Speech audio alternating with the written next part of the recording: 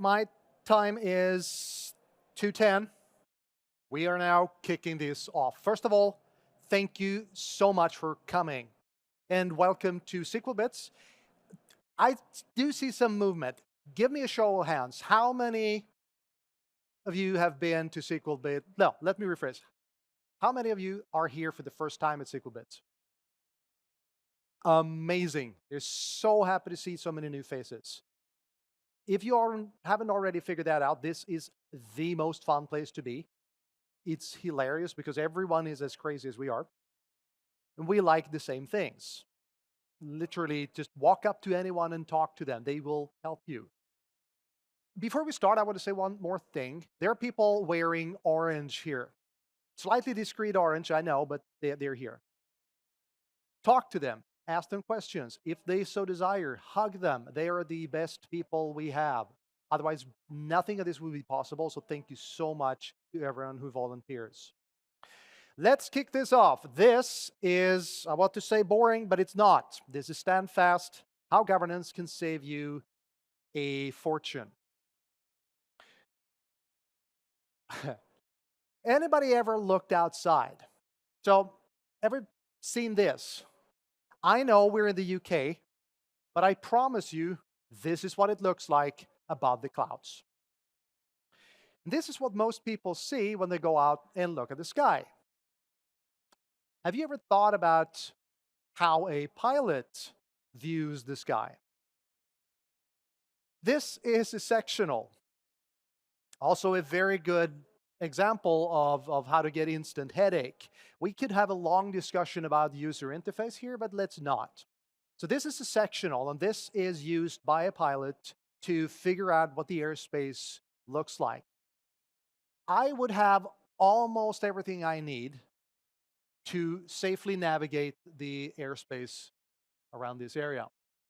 There's a lot to unpack. And excuse me, these come on huge pieces of paper, or I should say they used to. These days we tend to use iPads or something to be able to zoom, but otherwise this is what you have. And hopefully if you've drawn your lines and you know where you're going. So there are so many things that you need to unpack, right? When I started flying quite a few years ago now, the one thing that scared me more than anything else, literally scared the living daylights out of me. This was what I felt. It was talking to ATC, air traffic control. They were the worst. I was afraid that as soon as I keyed the mic, I would go, and then someone would go, dude, yeah, you're grounded, man. You're out. But it turns out that they're not there to police me. No, they're there to help me get to wherever I need to go, answer any questions I might have. Yeah, you can actually ask them questions. Hi, can I be allowed to cross here? Either they're going to go, nope, or sure, let's make it happen. They are all there to help you. What else is there to help you? Governance. That's what governance is. Governance is not about telling you what you can't do. Governance is about helping you get from point A to point B, preferably safely and not while falling out of the sky. So my goal for today was to, well, I'm going to give you more insight. And the agenda we're going to be talking about is we're going to explore drivers of cost. Governance does not happen in a vacuum. There are reasons why we have governance in the first place. It might be cost. It might be people doing funky things, and we prefer them not to do funky things, or we need to find ways for them to do better things smarter and faster. We're going to talk a bit about what governance really is. We've touched on it. We're going to go slightly deeper in a bit. And we're going to see how we can apply governance in different settings. So my goal today is to tell you or show you why governance matters and how you can save a lot of money. Why am I showing you this picture? First of all, can anyone tell me what aircraft this is? If anyone could have, I would have magically found some chocolate or something. This is a beach bonanza, also known as a bonanza V-tail, probably because the tail is a V, right? It has a retractable landing gear. As we can clearly see, you're supposed to put the landing gear down before you land. How do I know that as a pilot? Well, hopefully that was part of my training. But I always have a checklist. And it doesn't matter if you've been doing this for 10 minutes or 30 years, you always use the checklist. If anyone tells you something else, they are lying to you. It does not matter how long you've been flying, you always use the checklist. The checklist, the before landing checklist, contains one line that says gear down and locked, aka 3 greens. The reason I'm telling you this is the V-tail was also known as the doctor killer. The reason for that is people bought these planes. Mostly, so back in the 60s when this thing came out, 60s and 70s, you could buy one of these for a reasonable amount of money. And a lot of newly minted doctors bought them. Not only because it was cool, because it was kind of useful to be able to go from point A to point B relatively quickly. The problem was, they thought, since they were hotshot doctors, they were also hotshot pilots. That thing has a fairly powerful engine. It has a retractable gear. It has special kind of propeller. And if you don't know what you're doing, you will get yourself in trouble. Checklists, governance. Just because you are the coolest kid on the block does not mean that you should not be using a checklist. It's not a sign of weakness if you have a checklist. It's a sign of being smart. All right. I'm Alexander. I am from Sweden, which is slightly to the northwest of here. It's cold. It's dark.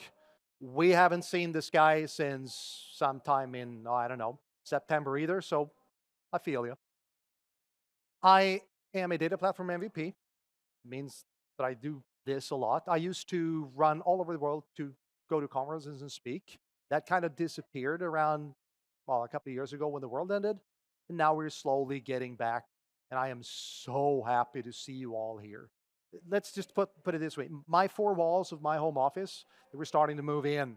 So I needed to get out. So this is fantastic. I work for a company out of the Netherlands called Data Masterminds. I co-host a podcast called Enablement Tech. And for you of all in my age, yes, that is the Doom game logo. And Doom is probably the best game ever made. Yes? Yes, exactly. You can be nodding, you can be shaking your heads. I don't know. I can't see you. So I can get away with so many things.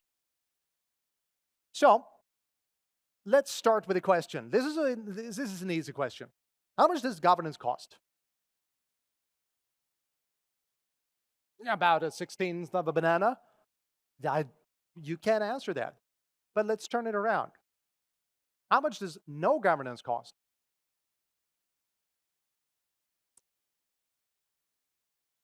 It depends on how much money you can bleed. That is a very good point. But let's do some math. Let's just say that you have 50 reports. No, nobody has 50 reports in Power BI. Let's say we have 500 reports. And we have 8 of them showing almost the same thing.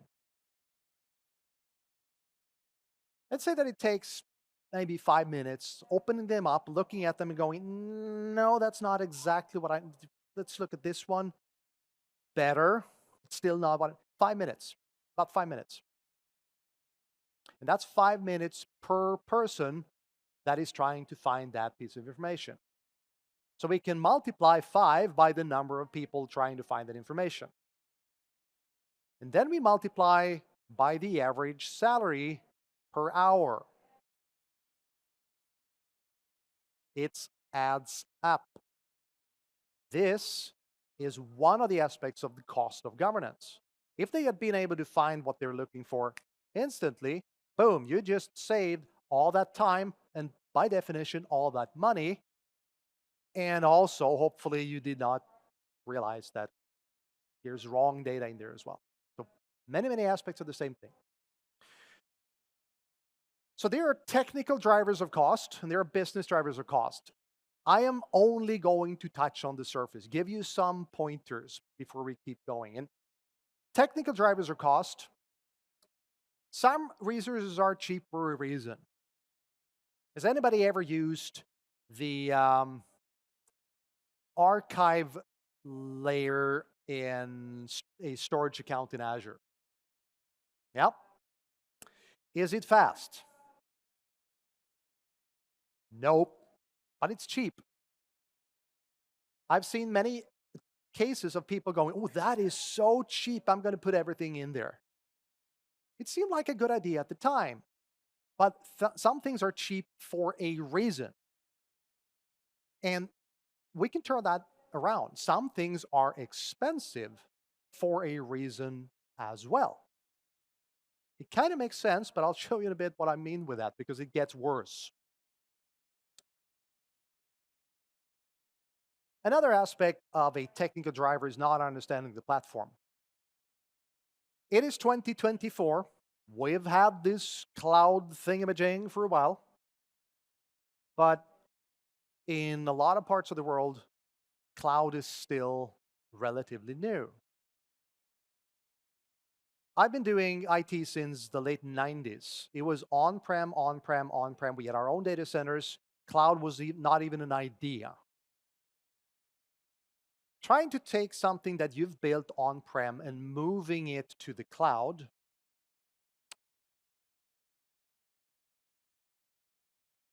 Microsoft will tell you that that's easy. You just use some assessment tools and click a few buttons and voila, your things are going to be moving to the cloud. They may absolutely do that. Anybody heard of the MI, the managed instance? Yeah. So I used to be a paramedic, and for a paramedic, MI means something completely different. It means myocardial infarction, i.e. heart attack. That is what you're going to get when you start to pay for your MI. It can be extremely expensive. But at the end of the day, that is the only thing today in Azure, apart from a VM, that gives you cross-database scripting in SQL Server, for instance. You don't have any choice. And if you do not understand this, you're kind of locked into using MI. That's not necessarily a bad thing. It's just the way it is. You need to learn the platform. There's so many people that will tell you that you will save so much money going to the cloud. I can guarantee you that if you lift and shift, you will lose money because that's just part of the problem. Some of you might have been in one of my other sessions that I keep coming back to the one thing, and that is, it's not about tech. It is never about technology. It's about people. It's about the business. And if you don't bother to learn the other aspects, well, this is going to come back and bite you. And we can keep going. What about learning about elasticity? I guarantee you that back when I started, we had a rack with servers. We turned them on. Maybe it only took 10 minutes, looking at you, digital. And elasticity was not a thing. I had 8 CPUs in that thing. Doesn't matter if it's a Sunday or Tuesday, I had 8 CPUs in that thing. That was what I had. If I wanted more, oh boy, I'm going to need to go buy more and spend a lot of time trying to explain why I need more. The problem is I only need more CPUs the day before we do payroll. That's where elasticity comes in. That's the thing now. And if you know that, you can use that, and suddenly MI is not necessarily such a horrible idea after all. So learn your tools because it's going to save you so much money. Also,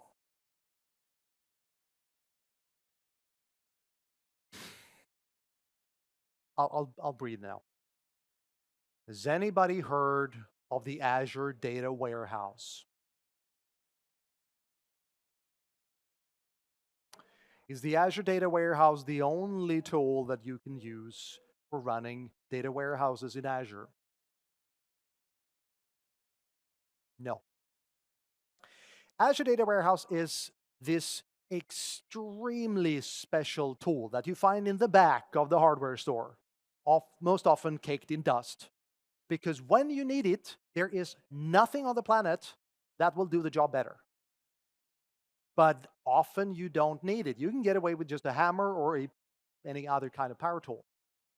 I've seen so many times coming into clients having spun up the most outrageously sized data warehouses. They've been paying through the nose because someone said, this is a data warehouse, as it says on the tin. That's the only way that you run a data warehouse in the cloud. And they would just went, okay. So learn the tools. That's what I'm getting at. And then we have the allure of low code. This is a bit of a divisive topic. I may or may not be thrown out. Is low code a good idea? Is it a bad idea? Is it an airplane? No. It depends. It absolutely depends. But we're back to the previous slide. Learn your tools.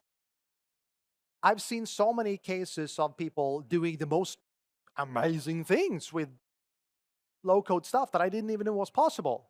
But just because you can doesn't mean you should. So we're back to learn your tool. It might be a good idea, but it may also not be a good idea. Or how about using the wrong tools for the job? How about using Cosmos DB for just storing 300 megabytes of your record collection? Oh yeah, I've seen it done. Or Kusto, this phenomenal tool for eating just insane amounts of data. It really does not do what it's supposed to do on 500 megabytes of data. So there are so many ways to skin a cat, as the saying goes, and Azure gives you every opportunity to shoot yourself in the foot with an amazing array of weaponry. Learn your tools, and you can save most of your toes. Not all of them, but most. And then we have business drivers of cost. Here's where it becomes pretty interesting, because tech, we can talk about tech for days. You're at a technical conference, but I'm so happy to see that we are getting more and more soft skills. I don't like that term.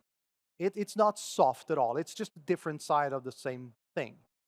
And business has a fantastic tendency to put its fingers into everything. Business leaders just want to have opinions. For a reason. They're footing the bill. They're supposed to have an opinion. Just because I, as a tech, think that this is the best technical solution, well, how do we define best? It depends. We're always going to be depending. What is it going to be depending on? Business needs. So we're starting with a whole new dynamic of cost. And what I mean with that is I can start and stop things. I no longer am bound to buying SQL Server for 3 years, sign on the dotted line, have a good one, I'll see you in another 3 years, we're going to sell you a new license. No, you can buy the most crazy things by the minute. Just imagine being a small company, just a couple of people, having this wonderful idea that maybe you want to play music, you want to digitalize music. Oh, I don't know, like Spotify, something like that. You can be a small number of people. You only have a relatively small amount of money for starters. You can go in and you can spin up absolutely weapons-grade analytic stuff. Synapse, data warehouse, dedicated pools, the whole 9 yards. It's there for your taking. If you want to buy those tools, a big Spark cluster, if you want to buy those tools, you're looking at millions.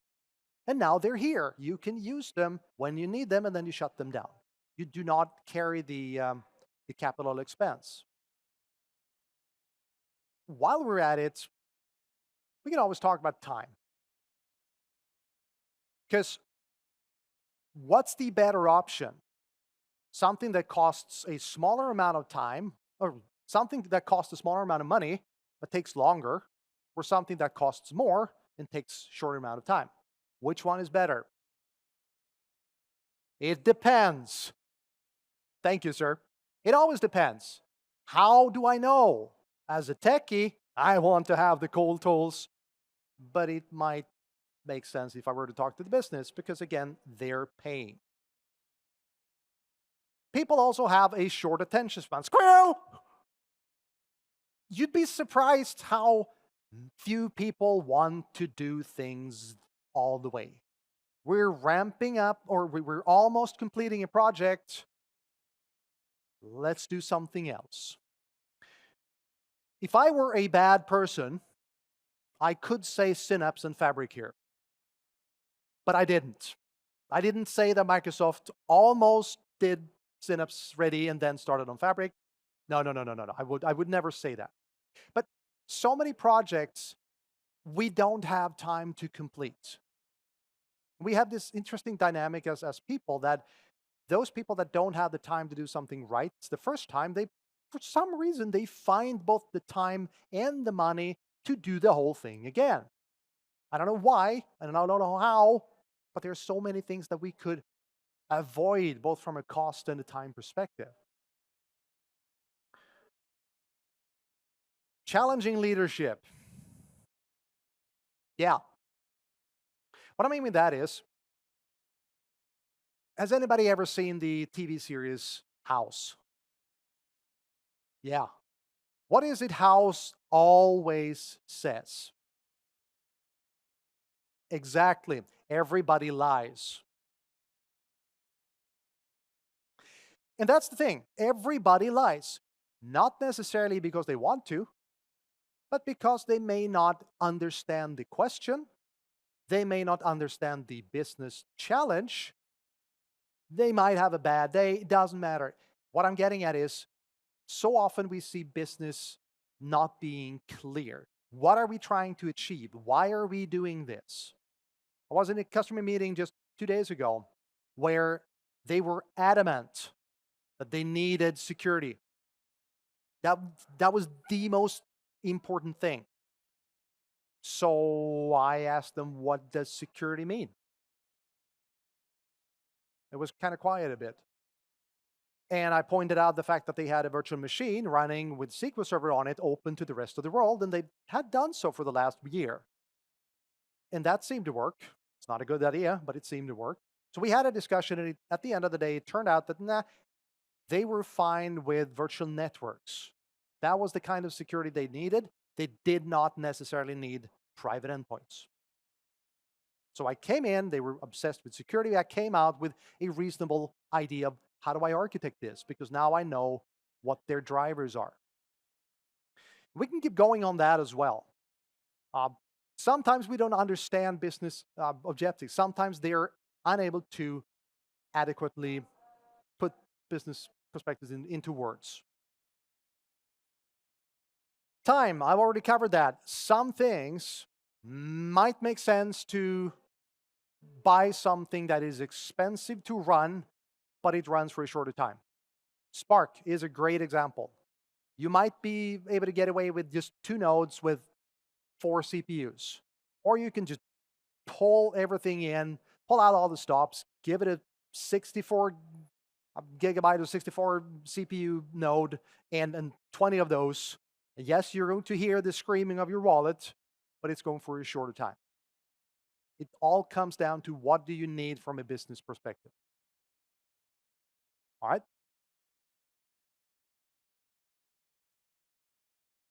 There's this wonderful dream of real-time data. Anybody looked out on the flight line? Seen all the gorgeous airplanes? I want one. That doesn't mean I'm going to get one. It's the same with real-time. Up until this morning, I would have told you that real-time is a bit of a pipe dream that costs you way more than you can get out of it. And then they had the bad behavior of rolling out new options for Fabric, real-time Fabric.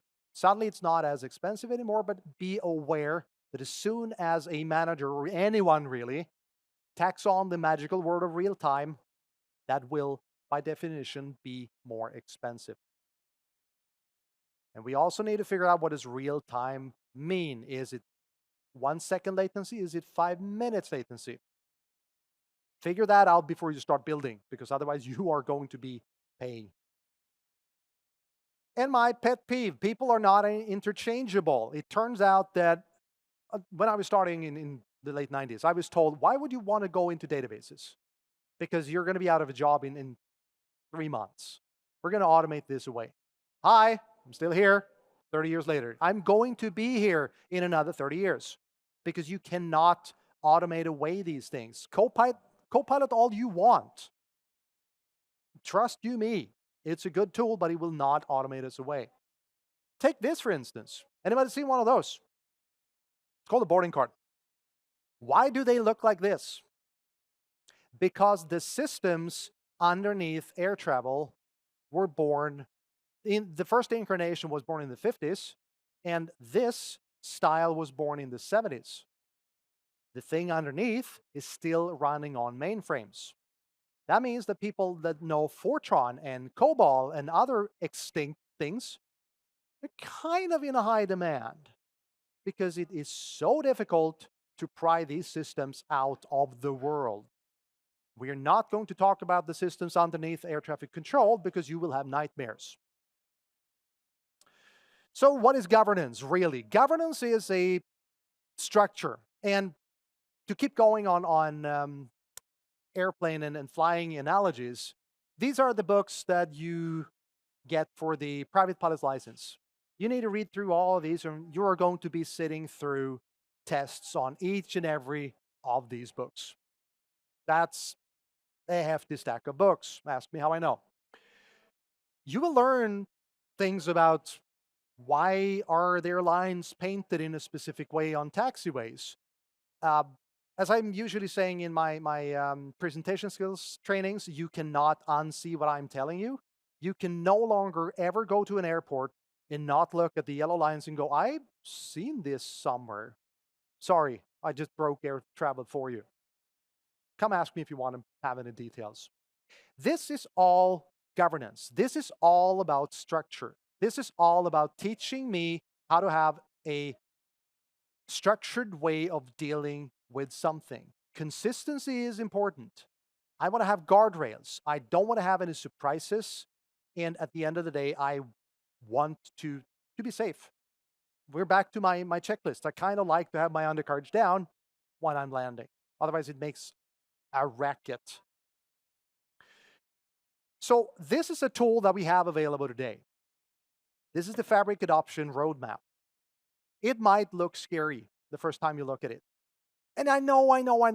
A, governance is boring. There's so many more interesting things to do. Well, maybe. And two, it's hard. No, it's actually not. It is sticky, it is iffy, it smells, it's weird because it deals with people. This is not tech. This is processes. This is people. And that is a good thing because people can be convinced to change in a way that tech can't. Not that people don't try. This is available on the internet. Just Google the Fabric Adoption Roadmap. And there's a reason why we have specific steps, and there's a reason why these steps are in this specific order. There's more to be read. This is just the high level version of it. There are literally pages up on pages up on pages. And there are some exceedingly smart people writing this document. And this is not a static document at all. This is being worked on just about every day. So fantastic stuff. I also highly recommend you to read just about anything on this by Matthew Roche, one of the people behind this. Kurt Bueller just came on, is also doing a lot of work on this. Melissa Coates, she did retire, but she cannot keep away. She has written a lot of the basic stuff here as well. Most of it you're going to recognize if you've done it for Power BI, but it turns out that Fabric gives you even more opportunity to shoot yourself in the foot. So make your foot happy, read governance. So how do we deal with the current costs. Inventory your estate. There's a saying that what you measure, you will achieve. And the other side of that coin is, unless you measure it, unless you know it's there, you have no idea what it's doing to you. In medicine, there is something called overdiagnosis. Let's see first. Do we have any Americans in the room? Okay, this will be interesting. No, just kidding. So in America, there is a way to have insurance, medical insurance. And I saw one medical insurance that guaranteed you one full body CT scan, computer tomography scan per year as a perk, as a good thing. The thing is, with the proper tools and the powerful enough tools, you will find something wrong in the body. It's not a question of if, it's a question of where. Now, does that necessarily hurt you? Maybe, maybe not. In medicine, we may just let it be there. Here in tech, if you don't know where it is, it might actually be costing you a crap ton of money. So many times I come into clients, they say, look through my estate and I find stuff that has not been touched for years, still running 24/7. And that's fine if it's a small VM. It's not fine if it is a $10,000 a month data warehouse. Yep, I've been there. The company in turn was, they're a gambling company. So 10,000 a month, it didn't register. They essentially print their own money. My God. So figure out what you have. Right size. It's so easy to set something up and just leave it there. We're back to inventory. Use that to right size. Also to monitor everything. Let me do that again. Monitor everything. Because otherwise stuff will fall through the cracks. You need to keep track on what's costing. And better yet, take all that information, stop guessing at a load, and surface all these things to leadership. Because nothing gets attention faster than telling your manager or their manager that, yeah, this system works fine, but if I told you that I can halve the cost for this month, would you be done? Solved. Done. Also, I'm going to come back to one thing. There it is. Stop guessing at load. We have a challenge in cloud. And that is, I can tell you down to the cent how much you paid for something last month. I cannot as easily tell you what you will be paying for this next month. Because we don't have any static workloads. Really. They're static to a degree, but the nature of the game is that it was always change. Oh, sure, I can hear you. Let's bring in Fabric. It's going to be fine because we're going to have a fixed price. You're not. Nope, you're not. You're going to have a cost, but not necessarily a fixed cost, because there are aspects that still cost you depending on how much you store, for instance. And then you read Reitz's blog, and he does unspeakable things to Fabric. Then you learn that maybe you should bump it up slightly higher than you thought you'd need, and so on and so forth. So what I'm saying here is, don't go, I think I'll need 4 CPUs. Test.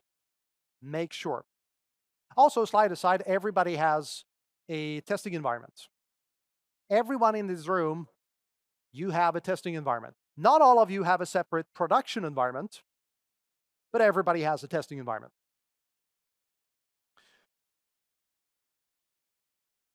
When I go fly, let me rephrase. When you go somewhere in a car, you walk up to the car, you have hopefully an idea where you're going, you get into the car, you drive away. How hard can it be? How would you do it in a small airplane? I actually take this extremely seriously. I will have a very specific flight plan. I know where to go, to where, when, approximate times, courses, everything. I could lose most of my instruments. I still have papers. It would be a pretty boring day, but or not so boring, but bad. But I would get there, hopefully. I know where to land if something happens. I know where to get fuel. So always plan the execution and then execute the plan. Ask anyone in the military, this is how you do things. You do not improvise. Just don't. There's no point because this is how you save money. We're back to governance again. By planning first and doing what you planned, then you know where to fix something when it went wrong.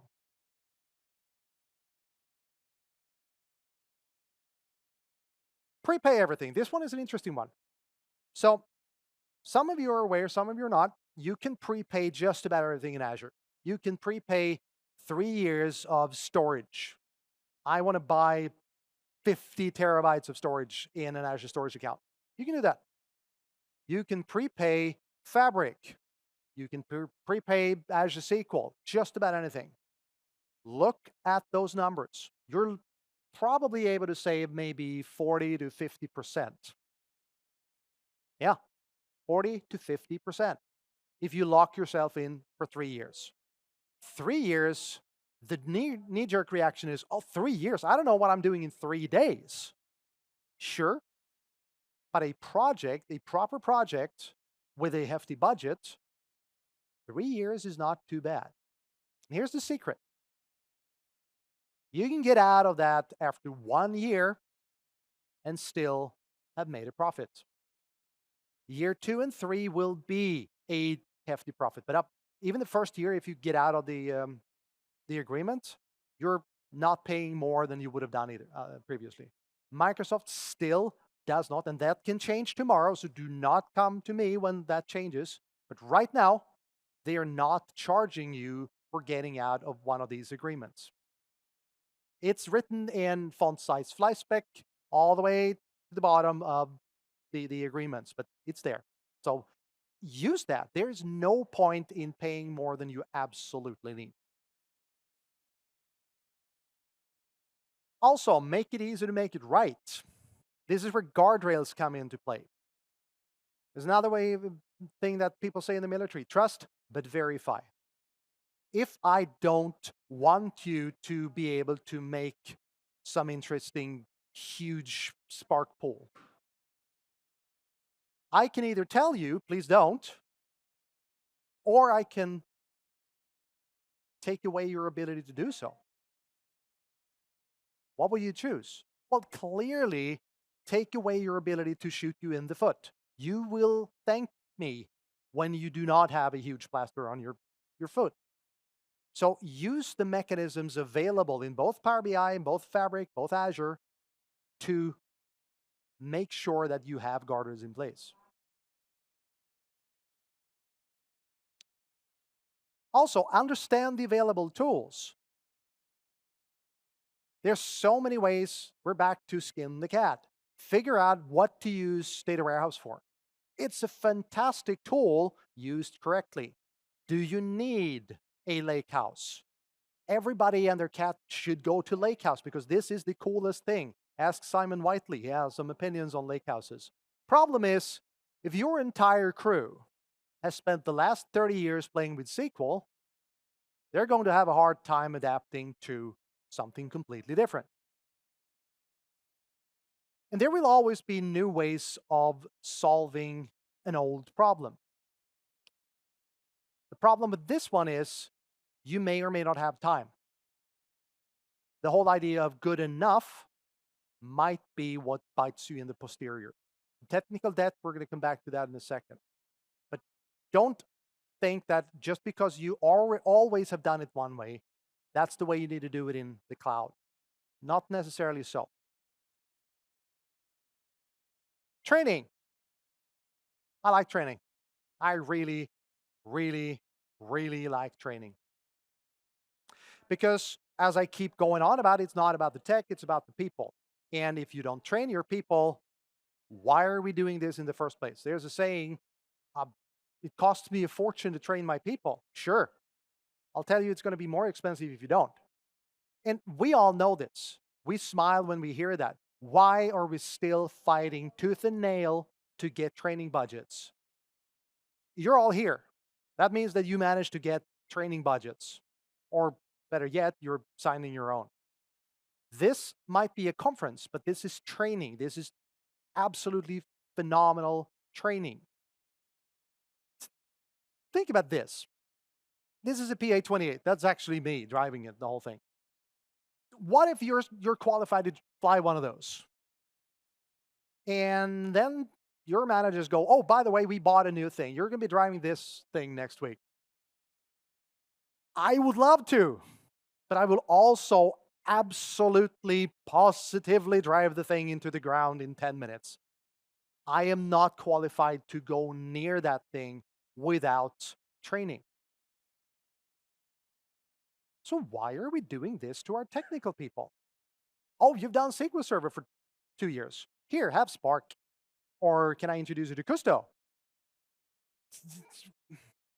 There are infinite possibilities to screw things up. Train them not to.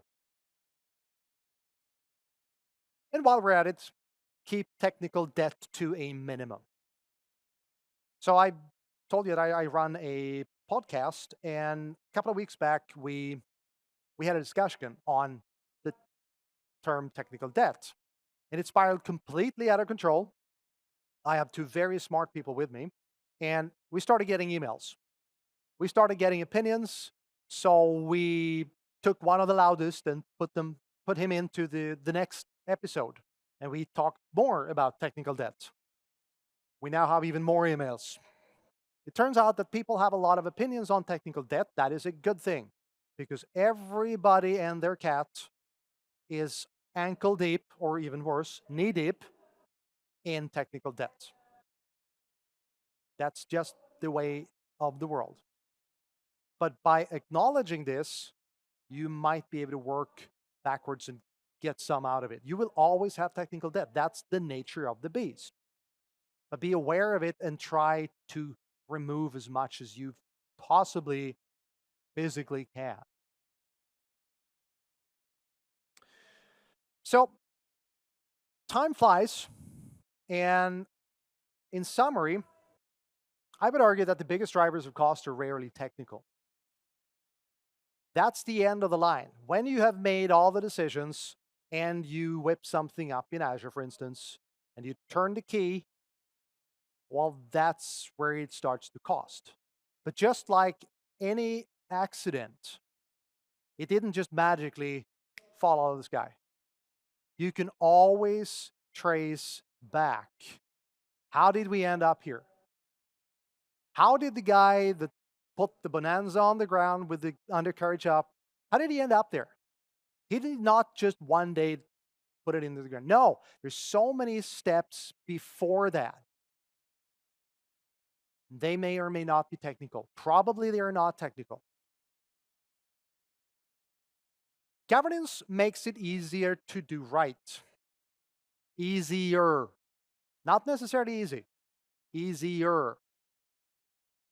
And we're back to the example. If I can shave off 2 minutes for everyone trying to find the right reports, well, that's 2 minutes times the number of people times the average salary, and you see where I'm going with this. Every little detail counts.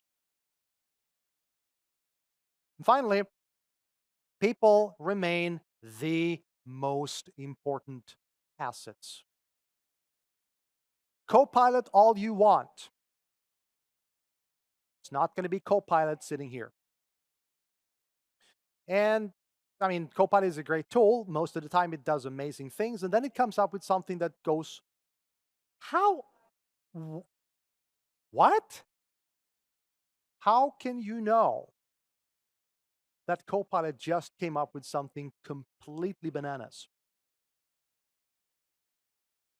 Experience. How do you get experience? Bang your head against the wall. Try not to die in airplanes.